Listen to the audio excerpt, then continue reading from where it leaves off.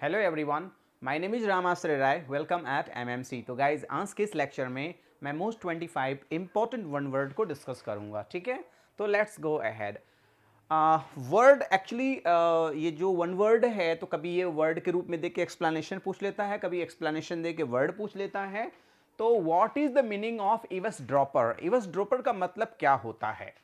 इवस dropper का मतलब क्या होता है? तो इवस ड्रॉपर का जो राइट मीनिंग होगा वो होगा one who witness secretly to private. मतलब चोरी छुपके से कोई किसी बात को जो सुनता है उसे इवस ड्रॉपर कहते हैं। ठीक है, इवस ड्रॉपर को बेहतर सुनने के लिए, समझने के लिए, if you eavesdrop on someone you listen secretly to what they are saying. माने छुप करके, चोरी चोरी, जैसे लोग कहते हैं दीवालों के कान हैं, तो कान लगा के दूसरी की बात को सुनना ही कहा जाता है इवस ड्रॉपर। ठीक है, बड़ा अच्छा वर्ड है। छिप कर बातें सुनने वाले को कहा जाता है इवस ड्रॉपर।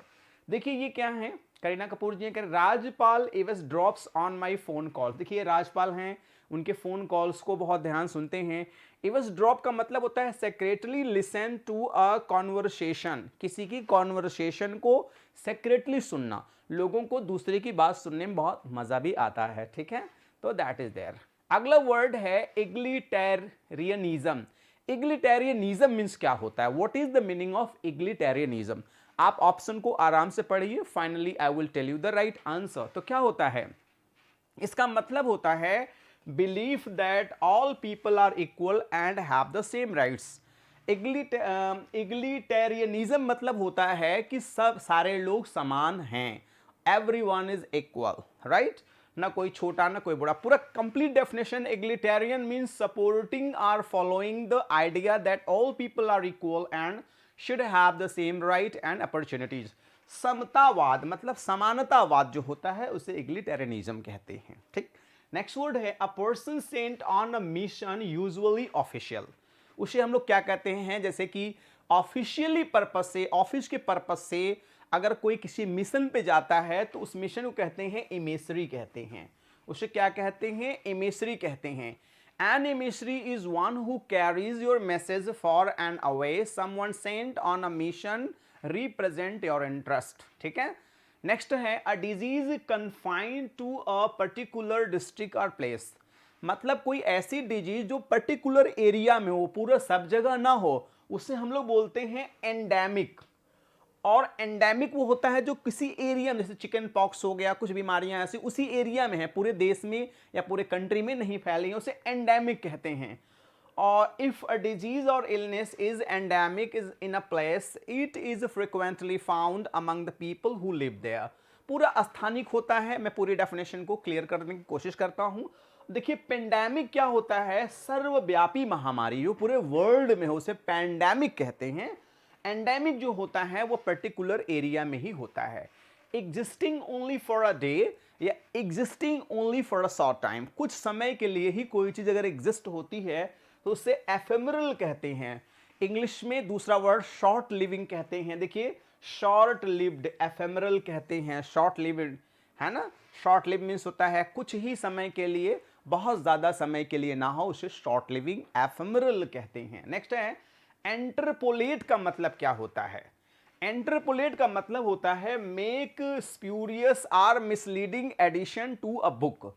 इंटरपोलेट को हम और डिफाइन करेंगे। If you interpolate a comment into a conversation or some words into a piece of writing, you are put as an addition।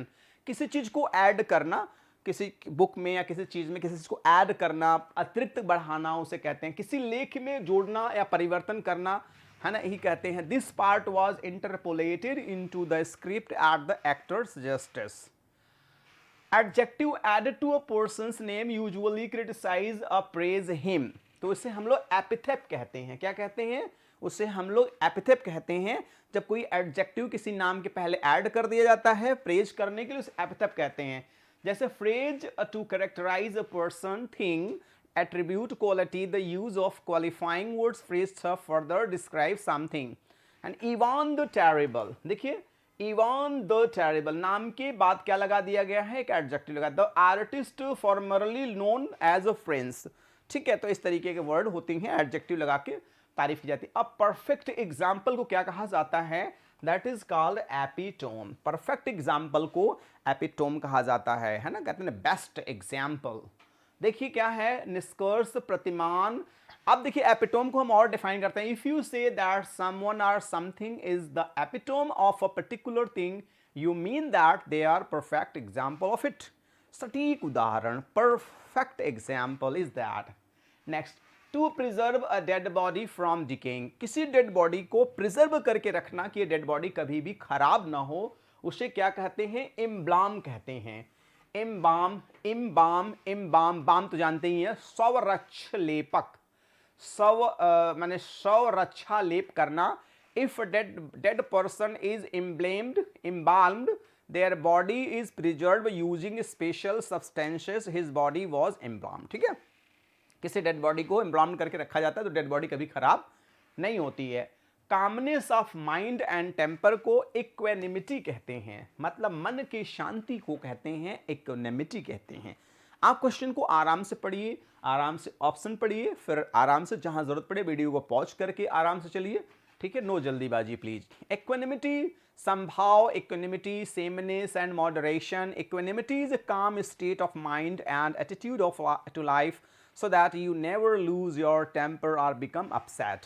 आत्मसंयम जिसे कहते हैं, राइट। नेक्स्ट है अ लर्नेड और स्कॉलरली पर्सन को यूरिडिट कहते हैं। यूरिडिट वह व्यक्ति होता है जो बुक से पर्याप्त ज्ञान, जैसे बड़े बड़े साइंटिस्ट, बड़े बड़े इंजीनियर, बड़े बड़े डॉक्टर, वो किताबों के ज्ञान से डॉक्टर बनते हैं, उसे यूरिडाइट कहते हैं। Descriptive of someone who has a great knowledge that has become gained from study and reading. If you describe someone as an erudite, you mean that they have or show great academic knowledge. जिसके पास academic knowledge ज़्यादा होता है उसे erudite कहते हैं। जैसे देखिए इन्होंने बहुत सारे किताबें पढ़ के बहुत ज्ञान इकट्ठा कर लिया है, उसे erudite कहते हैं। ठीक है, नेक्स्ट है person that can not be varied, उसे indefatigable कहते हैं, है ना। indefatigable का मतलब ही होता है you use indefatigable to describe someone who never gets tired and doing something. वह व्यक्ति जो जल्दी कभी नहीं थकता है उसे indefatigable कहते हैं। जैसे यह व्यक्ति हमेशा रन कर रहा है, इसका मतलब ये व्यक्ति थक नहीं सकता है, हमेशा काम में लगा रहता है। ठीक है, so the next word is bombastic style of writing को क्या कहा जाता है? यूफेमिज्म कहा जाता है। बम्बास्टिक क्या होता है कि किसी वर्ड को उसको और सम्य तरीके से कहने को कहा जाता है यूफेमिज्म। देखिए euphemism is a polite word or expression that people use to talk about something unpleasant or embarrassing such a है ना डेथ और सेक्स। प्रतियोक्ति, विनम्र या शीलता। जैसे देखिए क्या होता है, जैसे अगर हमने कहा यू आर एन इडियट, तो इसको आप कह सकते हैं you have an interesting point of view. Go away को कह सकते हैं I really need a bit of peace.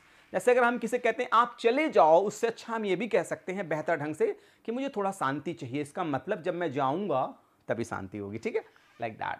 तो कठोर बात को कोमल तरीके से कहने को कहा जाता है। इवरनेसेंट को इंग्लिश में क्या कहते हैं?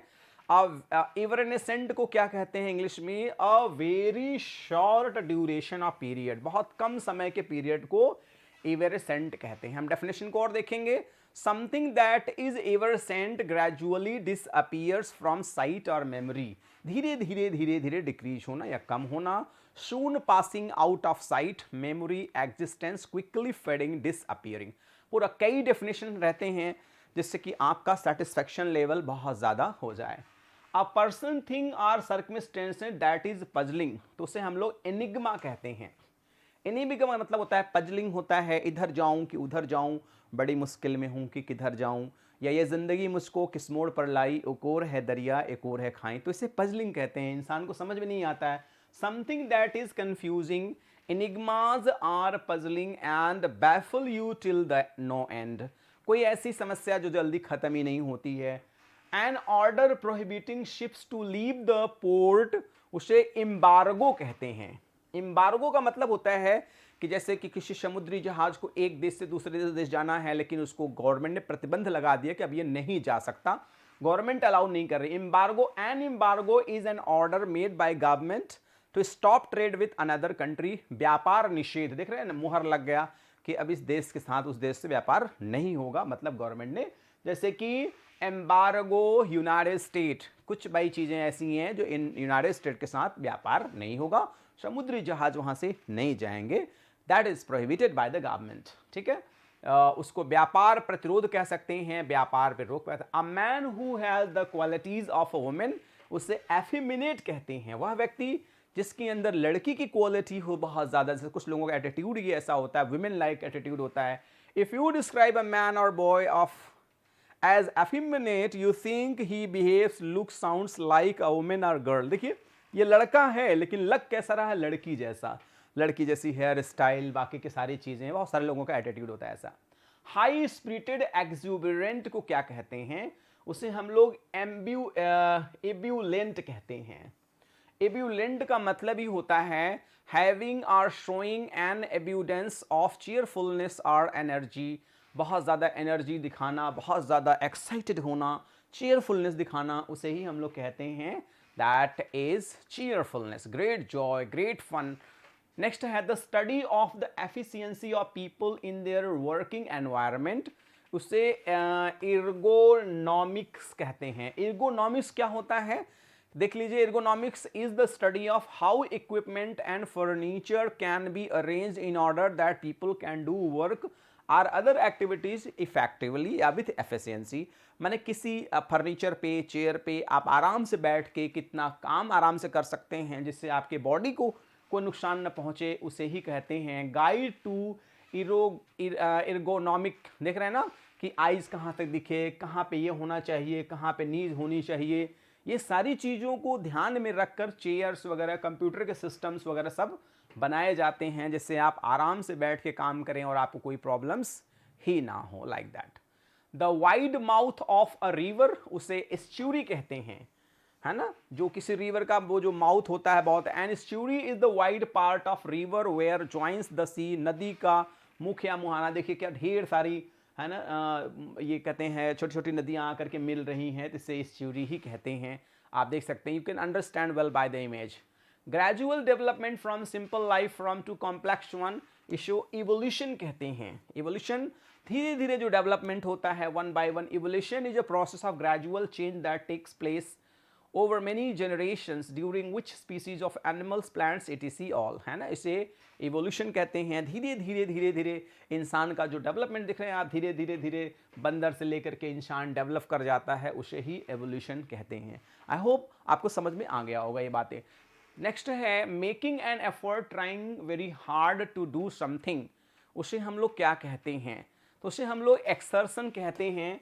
जब हम किसी कार्य को बहुत कोशिश करते हैं, the act fact process of exerting active use strength power etc, हम किसी चीज़ को जो बड़े परिश्रम के साथ, बड़े मेहनत के साथ जब करते हैं तो उसे हम लोग क्या कहते हैं, एक्सर्शन कहते हैं। देख सकते हैं दिस गर्ल इज रनिंग, है ना, तो ये भी एक मेहनत की चीज़ है, एक्सर्शन है, वर्कआउट है, लेबर है, हार्ड वर्क है, लाइक दैट। नेक्स्ट है design to cause fire like to cause violence, है ना। इंसेंडियरी मतलब होता है आग लगाऊं, भड़काऊं, कुछ लोगों का स्वभाव होता है आग लगाना, भड़काना, लड़ना, झगड़ना, लाइक दैट।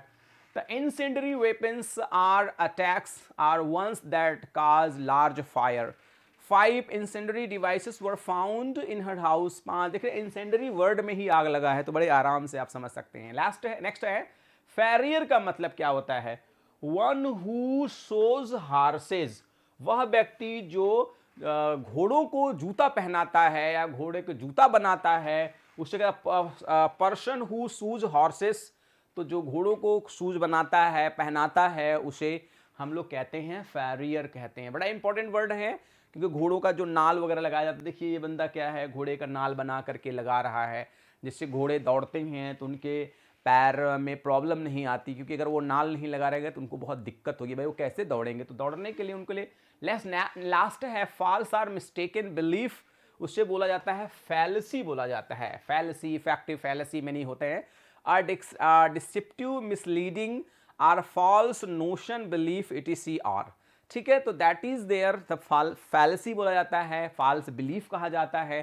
तो गाइज आज के इस लेक्चर में मैंने मोस्ट 25 इंपॉर्टेंट है ना, वन वर्ड को डिस्कस किया, वास्तव में रियली इंजॉयड, तो लाइक करिएगा, नहीं तो dislike the video. Guys, if you are new, please subscribe the channel and press the bell icon so you'll be notified with our latest videos. So please share this link to your friends, near dear sweetheart one, and last, please send your feedback. And thanks for joining with me. Good day all and take care all.